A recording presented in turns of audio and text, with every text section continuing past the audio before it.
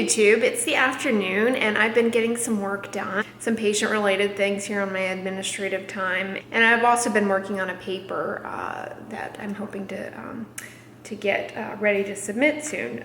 So that's exciting. And I haven't really eaten anything yet today. I think I'm gonna make myself a smoothie bowl. I went into the health food store in my neighborhood a few days ago, and they happen to be having a discount on all the vegan kind of protein powders.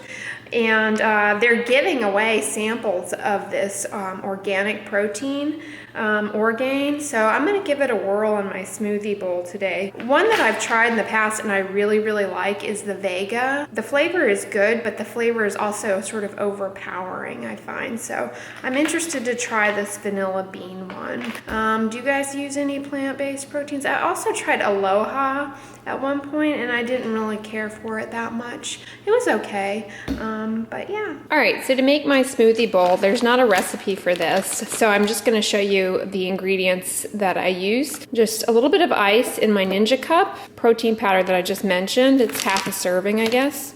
Cashew milk, some of these unsweetened frozen mixed berries, chia seeds, some flaxseed meal, which I get at Costco. These are the hulled hemp seeds that I got in the bulk bin yesterday that I'm gonna top the smoothie bowl with. And then some organic baby spinach, also from Costco. Yeah, someone asked me in the comments if what my thoughts were on organic versus not. Honestly, like I try and buy organic where I can. I'm not a nutritionist. I don't stay up to date on that kind of thing.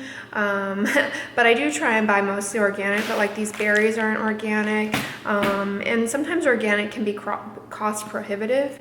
But I do see the benefit of it, and I do taste a difference with certain types of produce that are organic, like specifically carrots. I really, really can tell a difference. Like I will essentially only buy organic carrots now because I really think they taste a lot better. It seems to be a very commonplace nowadays for people to be wanting to choose organic, and I found that increasingly so it's become more readily available and affordable. So yeah, I advocate organic produce if and where you can. All right, so right now you can see I've got ice, the frozen berries, about that much spinach, the protein powder, a teaspoon of the flaxseed meal, and a teaspoon of chia seeds in there.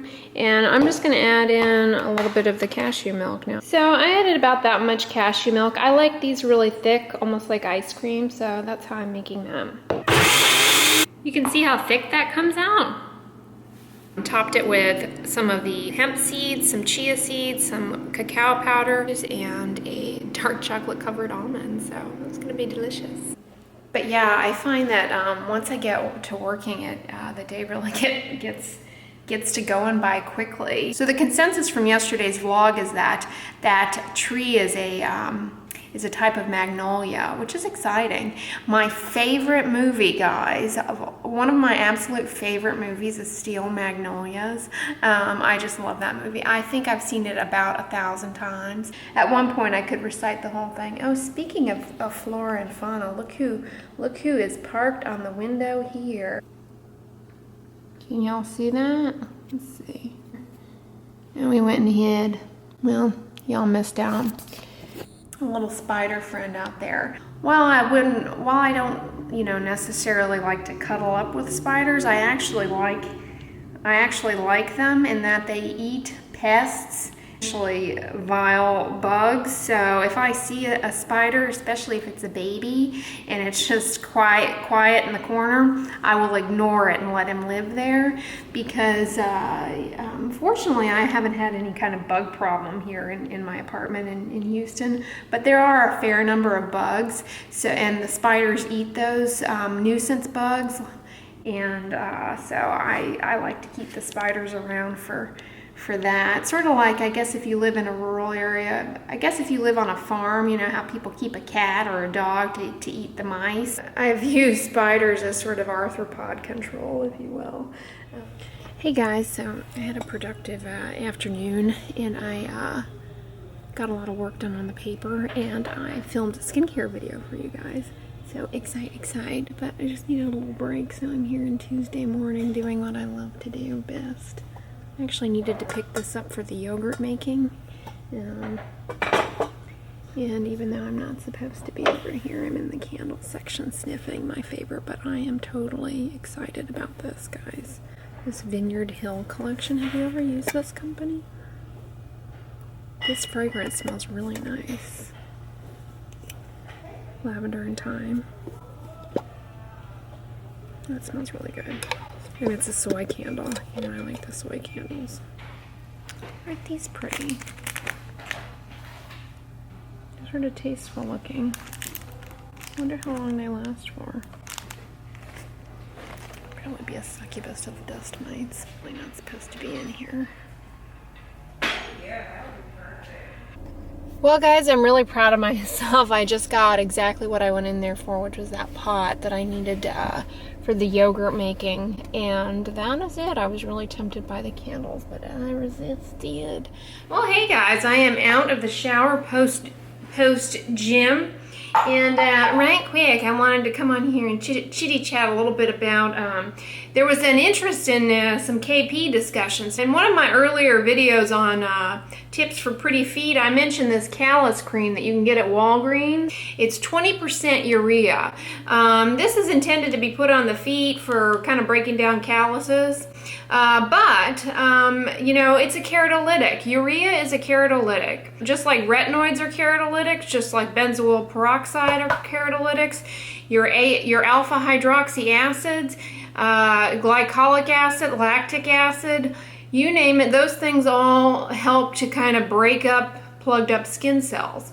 Okay, and so keratosis pilaris, guys, is basically just sloughing dried off skin cells that kind of get hung up in the hair follicle on the arms, is essentially what it is. And it's, you know, a chronic problem, these kind of bumpy things that can happen on your arms and on your legs.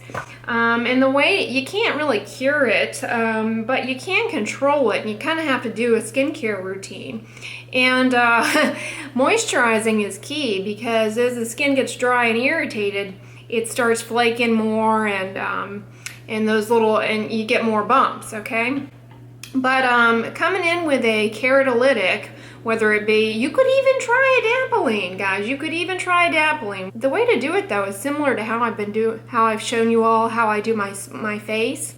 You get, as soon as you get out of the shower, you moisturize wet skin, and then come in with something to break up those little sloughy skin cells, like a keratolytic. You ever watch these housewife YouTubers who film themselves mopping their floor, cleaning their house, and cleaning their floors? It's oddly therapeutic. The logical progression, for example, of cleaning a floor is you vacuum up all the dust, then maybe you mop, and then you shine. And it's kind of, you know, that sort of formula in skincare is sort of there. You really only need kind of 3 players. Just the, you know, kind of light agitation in the shower from water, that's it. And then, you know, make sure you shine. And this is just kind of like your mop and glow here, okay? That's a tip for maintaining the bumpy, dry skin. Won't cure it, but it's a tip for maintaining dry, bumpy skin. And then, you know, you can never overdo it with just plain moisturizer. And as I mentioned on here before, I'm a fan of moisturizers with ceramides in them. As you may have experienced if you've been trying adapalene, you certainly can use too much, and you can use it too often, okay? These things are designed to thin the skin, break up the skin cells. So don't go going hog wild and painting this all over your body thinking you're gonna, you know, have baby soft skin, okay? Because you're gonna get dry and irritated, and it's gonna be, just make it worse. If anything, go hog wild on just your basic moisturizer. So, oh, so an update for you guys on that organic protein powder, the vegan protein powder. I was actually quite impressed with that as far as the taste and the way that it blended in with the smoothie bowl. So I think you can get it on Vitacost or iHerb. Anyways, guys, I'm going to conclude the vlog here. I hope you enjoyed it. Give this video a thumbs up, share it with your friends, and as always, don't forget, sunscreen and subscribe. I'll talk to you guys tomorrow. Bye!